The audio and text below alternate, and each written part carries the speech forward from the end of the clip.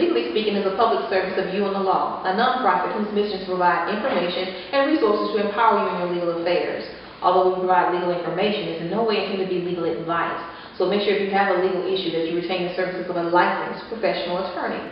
Today's show is about estate planning, what it is and why we need it. And we've invited an attorney here, Attorney Patty, or you are Patricia. Patty's home. Patty Elrod-Hill, who is an expert in the area of estate planning, to guide us in the discussion and give us some information that can help us get our estate plans together. Welcome, Patty. Thank you. It's nice to be here. Thank you for being here. Could you tell our audience a little bit about yourself? Yes. Well, my name's Patty Elrod-Hill, as you said before, and I'm an estate planning attorney. I do estate planning and elder and disability law. I also do a significant amount of probate and some trust administration as well.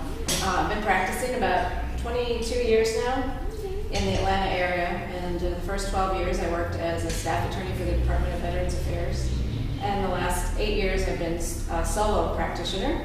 My office is out in Peachtree Corners, Georgia. We've just become a city. It used to be Norcross. Oh, wow. Okay. So, and I've been out there for about 8 years on my own. Okay, well, welcome again. Welcome.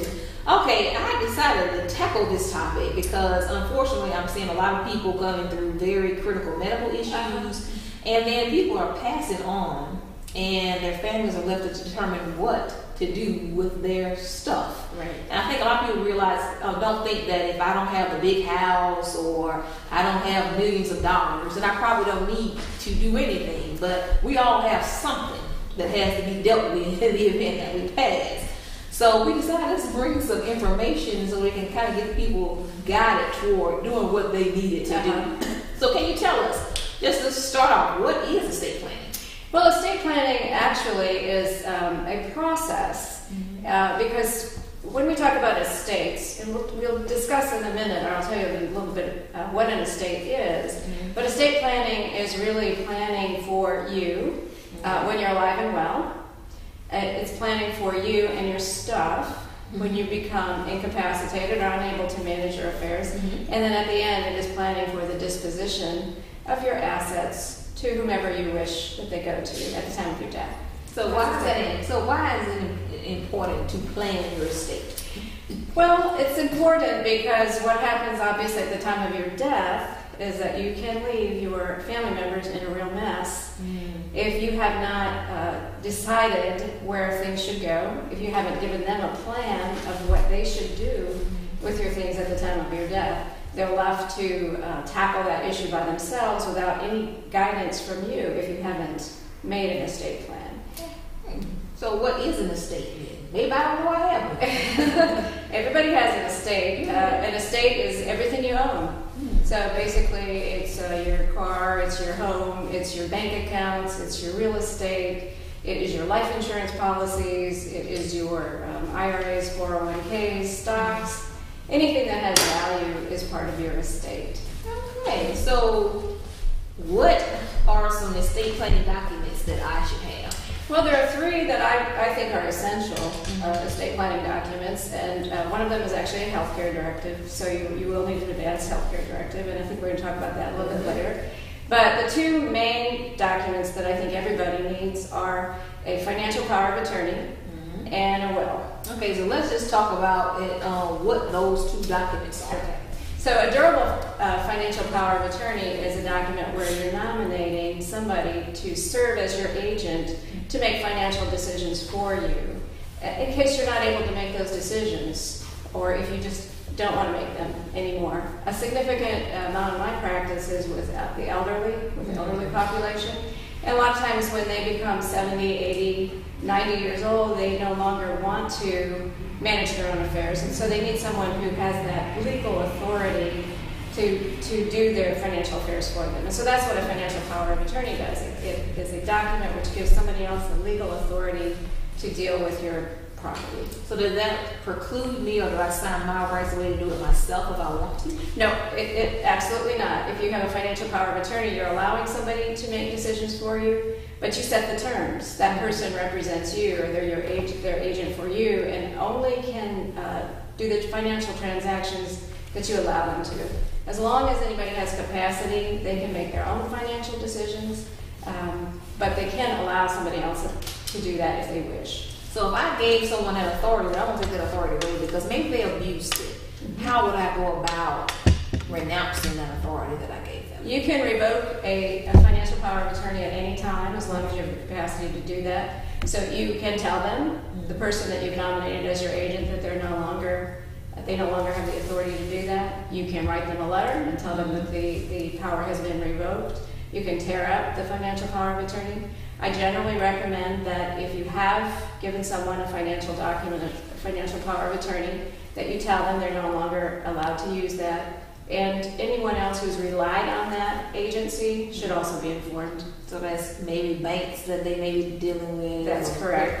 That's correct. Mm-hmm. Okay, you mentioned a will. Mm-hmm. So I think that last will and testament that we all know about, that we think if we do it, we're going to die tomorrow. Yeah. So what exactly is my will? Well, a will is a document, and I call it a roadmap because it's basically a document where you're nominating somebody to become eligible to manage your legal affairs after your death.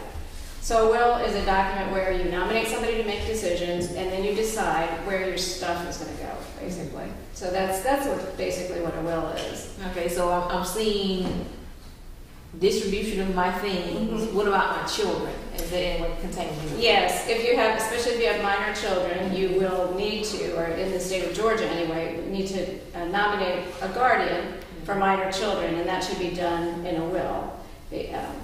Because that is a document whereby the court will know who you've nominated to make decisions for your children, to take care of your children. And should a general power of attorney be in my estate plan in any kind of way? Well, a general power of attorney, now we have the durable power of attorney, and stepping backwards, what a durable power of attorney means is that financial power of attorney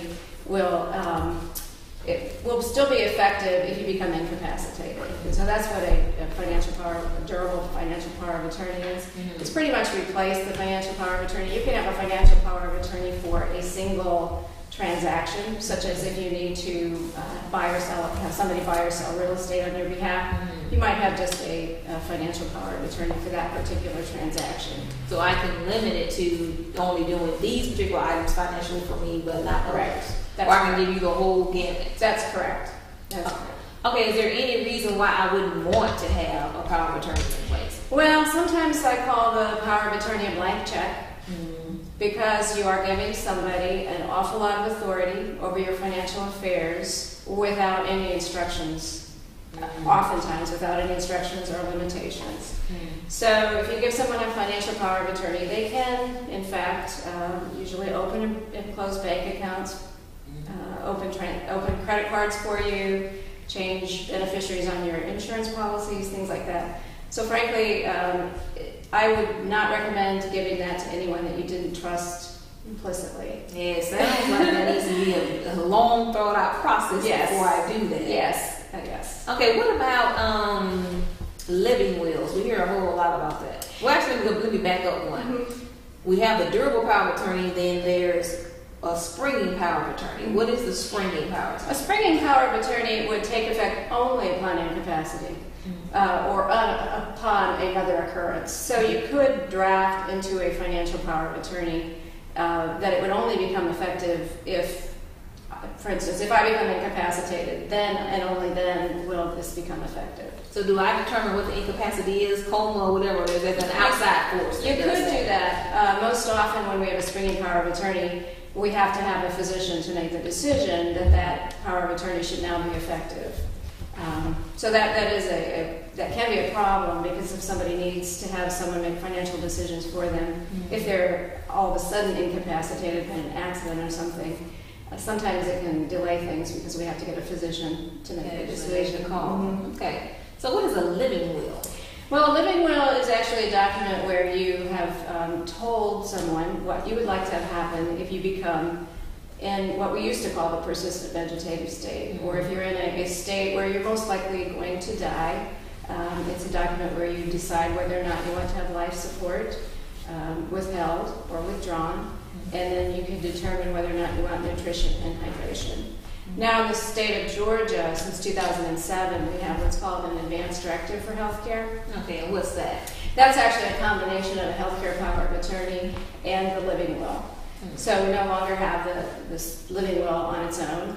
So an advanced directive for healthcare is a document where you nominate somebody to make healthcare decisions for you if you're not able to make those decisions or not able to communicate those decisions. And that person can make any decision that you could make for yourself.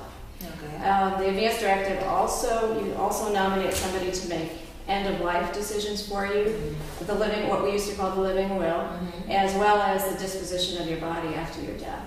Oh, so I can determine that ahead of time. Yes. So if I wanted to give them power over me to make decisions, but I don't want to be on the plug, I don't want them to make that decision, could I put that in my advanced medical directive that, if I'm in a coma or I need a surgery, that's fine, but if I get to that point where plug, I don't want them prohibiting me from going on. Can I put that in my advanced medical directive? You can put just about anything, any directions that you want in your advanced medical directive, because what the document is intended to do is to give somebody the authority to act for you, but also to tell that person or to have them be able to tell the physicians what your wishes are. So if you do not want somebody to make decisions for you at the end of life, you can put that in your document as well. So how important is that to have that written down if that's what I want to happen? Well, it's very important because it's a document that the physicians will look for if they're trying to find somebody to make medical decisions for you. Now, in Georgia, there's a statutory list of people who have priority to make decisions. Now, for my next question, if I didn't write anything down, what happens? Well, in an emergency, your next of kin can generally make decisions for you. But that would be, for instance, if you're married, your spouse would be your next of kin. If you're not married, it could be your parents. Where it gets a little sticky is when we have children because there's the children are not prioritized. Oh, wow. Yeah. So would all the children have to agree for anything to happen, or is there some point where the line is drawn? Well, there's no line that's drawn that says this is the child that's going to make that decision. Now, a lot of times families will come together if they have to, but that's generally why I would recommend that everyone have an advanced directive because you don't want your children to have to be fighting about that. Yes. They would rather be concentrating on you at the time. If you're in need of medical care, you want somebody who's going to be concentrating on you and not fighting with their siblings about how to treat you. So I think we take that for granted sometimes. They live forever, and we don't make those decisions, unfortunately, and we end up in those situations. Let's switch gears a little bit. We hear a lot about trusts. What are they? Well, a trust is a separate entity, and I often describe it as a bucket or a pail because it's a separate entity. It can take all of your stuff, so all of your financial instruments, anything you own can be put into the trust. And there are several important pieces of that trust. There's a trustee, and that's the person who actually manages whatever is in that trust. And I talk about that person as being the one that kind of carries the pail around. They have the authority to do that. And then you can put things in this trust and you can take them out of the trust.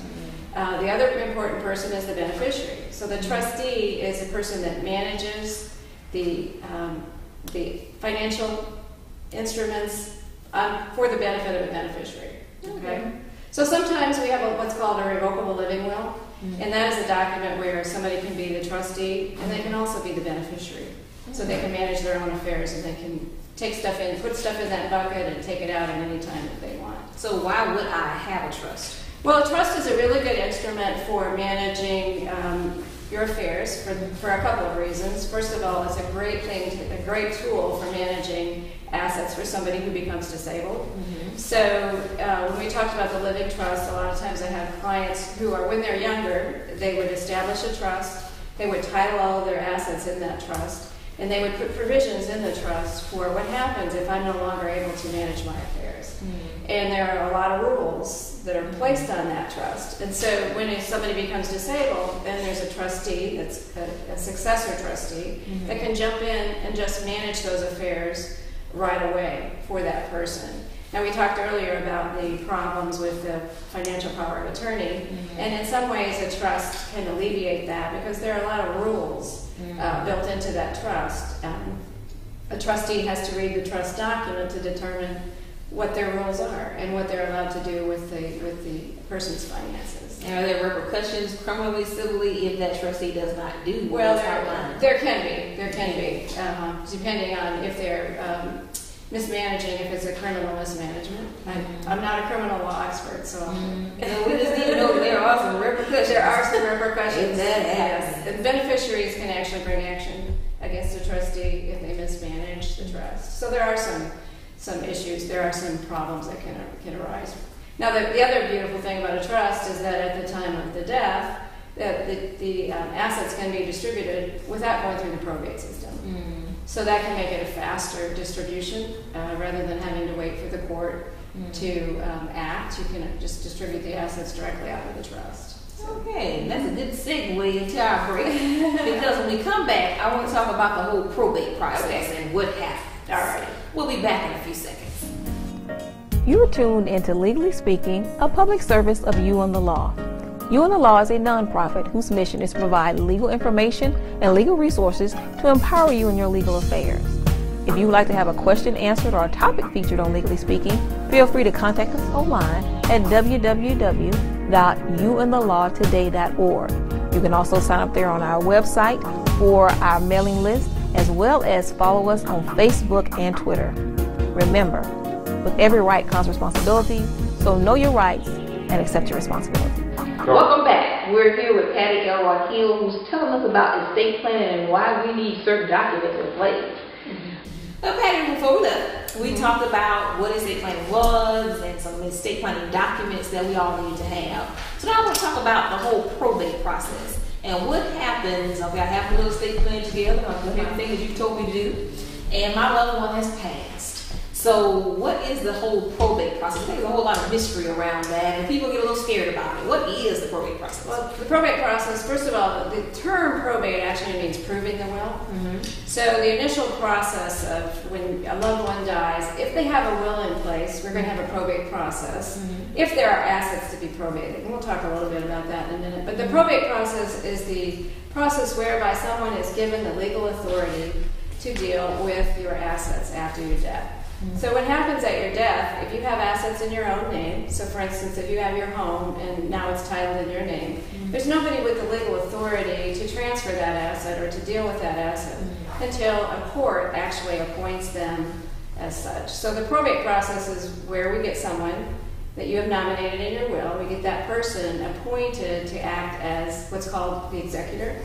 Most often now it's called the personal representative. Okay.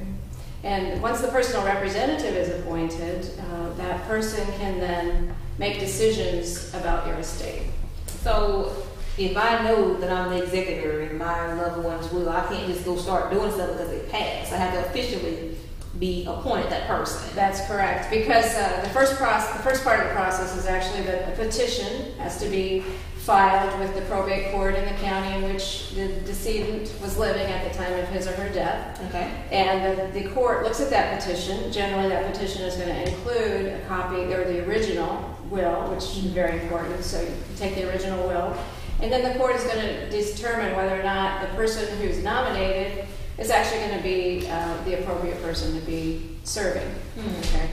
And then once the judge or the court has decided that a couple of things, for one thing, the will is the actual valid will of the decedent, then they will decide whether or not to appoint that executor. There has to be a document, which we usually call letters of testamentary, issued. And once those letters are issued, then that gives the executor or the personal representative the legal authority to deal with the property. So how do I know if the will is valid? Well, it's generally if you have the original will. Okay. So that's the most important thing. We emphasize if you have the original will, and you know that there's not been another will that has been executed after that will. Okay. So do you recommend that they make copies of a will? I recommend that they make copies of the will, but I recommend that you definitely mark it as such. Copy. Now, you can occasionally get a copy of the will probated, but it's extremely difficult. So my recommendation to all my clients is when I give you this original will, after you've signed it, put it in a safe place and let people know where it is. Okay. Yeah. So what if I didn't have a will how does probate change, if all, at all, for me? The way that probate changes is that it's actually called administration. So if you die without a will, that's called you're dying intestate, dying without a will. So what happens then is that there has to be an administrator appointed. So generally one of the family members or even a creditor could come forward and become the administrator of the estate. The process is very similar in that there's a petition filed with the probate court in the county in which the decedent was living. And somebody then who has stepped forward to become the administrator will be appointed to have the legal authority to deal with the estate at that time. Okay, so my family has some interesting children, so 3 of us want to be an administrator. Is there some kind of process that determines who actually is the administrator? Well, generally, whoever are the natural heirs are going to have to agree to whoever's going to be the administrator. So when you file a petition, you have to then get everyone to agree that that person can serve as the administrator. So I've not had a situation yet where anybody's really been fighting over it, but all of the natural heirs would have to agree to that. And your heirs, basically, if you die at the time of your death, that's when your heirs are established. And if you're married, then your spouse is an heir, but also your children are your heirs. Children born in the marriage or not? Children born to you. Okay. So whoever, to the decedent. So if you're the person that dies, it's your children that are your heirs, as well as your spouse. So if I have a child, outside of my marriage, is there something I need to do? Do they automatically have any rights, or is there any way that that child would have some rights? That child would have some rights because they are a natural heir. If they're your biological child and you haven't severed the relationship. Is there any proof that that person has to prove that I'm an heir? Well, yes, there would have to be some proof. I suppose there could be some DNA testing. There could be some. If you're on the birth certificate, then of course that would be established as an heir. But yes, they could have some rights to your estate. And I said, those are the things I don't think people think about. So that we need to make sure that all the paperwork is in order. So as the administrator or the executor, do I have any obligations toward the decedent's creditors at all? Yes. So the first process after a person gets appointed as either the administrator or the personal representative or executor is to what they call marshal the assets. And so that means finding all of the assets of the decedent. So you have to find out if they have bank accounts, if they have any real estate, insurance policies, anything you can find that might belong to that person. The next step is basically you have to notify the creditors of the decedent. And generally if you know the creditors, we usually write them a letter, but there's also a process where you have to notify them through the newspaper in the county in which the probate is happening. So yes, and then once the assets have been marshaled and you figure out who the creditors are, there's a priority of creditors that have to be paid. And so if there's money in the estate, we pay the creditors, and then what's left over is what goes to the beneficiaries or the heirs. Okay, so are there any financial obligations to me acting as an executor or acting as an administrator for me to have this particular position? No, you do not have any personal financial responsibility for the estate. The estate has to pay for all of the debts to all the creditors. So unless you, as the administrator, happen to sign off on any of those debts, you would not have any responsibility for that. Do I have to post any bonds or anything to make sure that I do everything that I say I'm going to do? You may have to post a bond. Now, generally in a will, we will request that there be no bond. And if the court will generally allow that, so the administrator or the executor can serve without a bond. But the administrator, unless the heirs sign off on it, will have to post a bond so that they don't take off with the assets, I suppose. But the bond is an insurance policy, so just in case the administrator should take off with the funds or something like that. There's something there. So is that a percentage, or is it a It is a percentage of the estate. So once you figure out what the estate is, that's when you can determine what the bond amount is going to be. Generally, in Georgia, you can, even if it's an intestate estate, the heirs can agree that the administrator not post a bond. Okay. So, the estate subject to taxes and all that we need to be aware of. Well, there can be some what I call death taxes or estate taxes, depending on the size of the estate. Currently, there's a pretty high, what I call a coupon amount.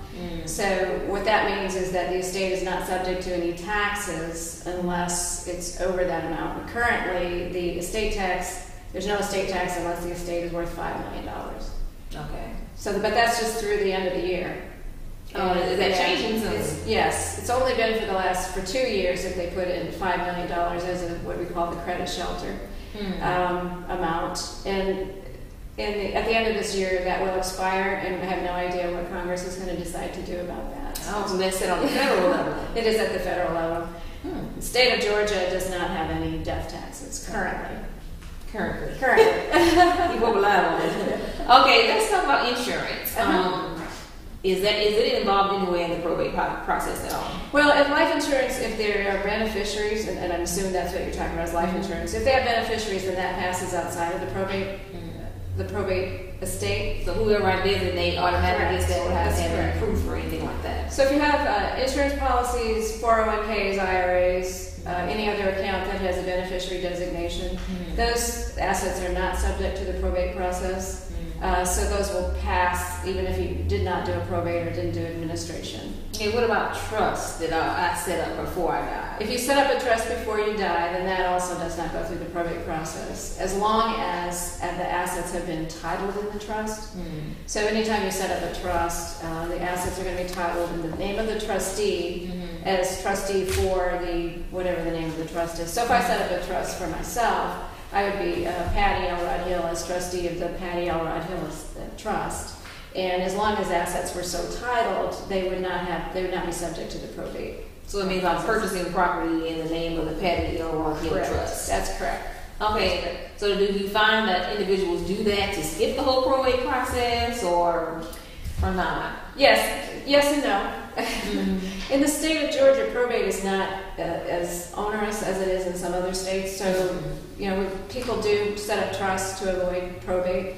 They also set up trusts to help with if they become disabled. That's probably more common. But I recommended the probate process, even though it's not that difficult in the state of Georgia. It's difficult for your heirs and your beneficiaries, no matter what. And anything you can do to make it easier on your family, I really recommend that. It just makes sense. Yeah. Oh, we're coming to the end of this show, if you can believe it or not. I want to talk about, before we leave though, if I don't die, but I become incapacitated. I think we kind of hit on it a little bit. We talked about healthcare directives and powers of attorney and things of that nature. But I'm hearing a lot about HIPAA authorization. What is that? Well, as you probably know, a few years ago, Congress passed an act that required that you authorize somebody to get your medical records. So it used to be that you could just, or at least in the small town that I grew up in, you just call your child's doctor and say, I want to talk to you about my kid or whatever. But that's not possible anymore. So you definitely need to get a HIPAA authorization, and all that is that somebody... For instance, if I authorized you to get my medical records, I would need to have a document saying that you could do that, or that you could talk with my doctors or get my insurance records. And that's what a HIPAA authorization is. So that's something I need to have with my primary doctor? I mean, is it something I keep in the file with everything else? Yes. Where would I have that document? I would give it to my primary care physician, or if you've been in the hospital, definitely give it to them. I generally give my clients a portfolio or a binder that they can keep all their documents on. You can keep it electronically and take it with you if you have an emergency. But that is what a HIPAA authorization is. It's basically just a document nominating somebody to get your medical records or talk with your doctors. Okay, so if I want to know some more about this estate planning, you piqued my interest. Where can I get more information about estate planning in general or anything specific? Well, I have a website. Okay. So www. Let me find you. Get a portfolio. Yeah. www.elrodhillfirm.com. Okay. There's what I find there. You would find all kinds of information. I have a blog, so I generally will write on different topics. So whatever is happening with some of my clients, I may write about that. There's also an explanation of the probate process on my website. You can find out about general estate planning, pet trusts, just about anything you want to find is on my website. I also have That's interesting. What's a pet trust? Well, generally, I don't know if you've noticed, but a lot of people are having pets and not children lately. Yes, that is true. And so a lot of my clients have their pets that they will need to take care of after their death. And so what they've done is they've set up these trusts where they put money in there so that at the time of their death, if their pets are still alive, somebody can take those pets and can continue to feed them and care for them and love them. Interesting. Yeah. How long has that been on? Well, we just passed a law in Georgia, I want to say 2010. They finally passed pet trust legislation, which allows pet trusts in the state of Georgia. So, wow, yeah. Great information, Patty. Thank you so much for stopping by and lending your expertise on estate planning. I know that our audience heavily benefited from it, and they'll call you to get that estate plan set up. Okay. Thanks again for tuning in to Legally Speaking. If you want more information about You and the Law, make sure you log into www.youandthelawtoday.org. Until next time, remember, with every right comes responsibilities. So know your rights and accept your responsibilities. We'll see you next time.